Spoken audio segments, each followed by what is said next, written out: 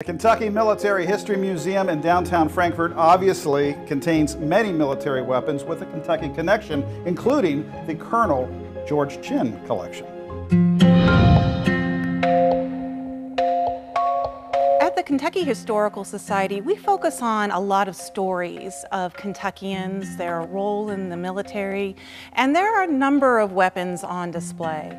But in one special room, we've actually used that space to really highlight a special weapons collection that was brought together by Colonel George Chin. So George Chin is one of those colorful local characters that people remember for generations. But what's also amazing about him is that he connects to a national story within our military experience as well. So local kid from Frankfort, Kentucky, spent some of his time actually at the Kentucky State Penitentiary where his dad worked. He actually got a reputation for now supposedly taking apart and putting back together a Gatling gun by himself at a very young age. Chin went on to attend the Millersburg Military Academy, but then he actually attended Centre College, where purely because of his size was brought into the football program. After an injury, he kind of promoted himself to assistant coach and actually worked as a coach in other colleges after graduation. Chin spent the 1920s and 30s really tinkering with his own life, trying a number of different things. He and his wife created Chin's Cave, where you could go, you could actually buy gas. They had gas tanks outside. You could go in and get a sandwich for 25 cents. And they tried that business for a while.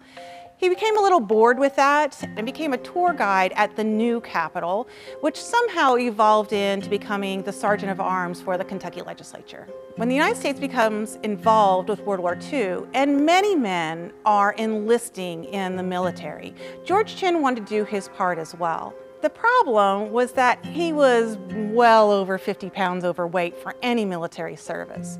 But he pulled some strings using his friend and Governor Happy Chandler and actually received a commission in the United States Marine Corps.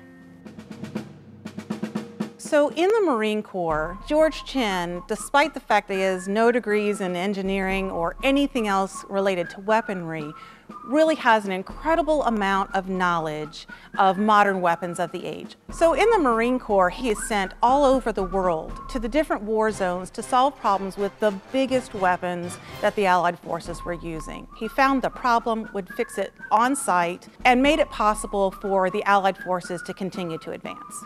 George Chin remained in the Marine Corps through the end of the Korean War and was known extensively as the problem solver. After Chin retires from the military in 1962, he manages to find himself here at the Kentucky Historical Society and becomes director in the 1960s and remains as director until 1972. Chin brought in an encyclopedic collection of weapons and is really one of the best in the world.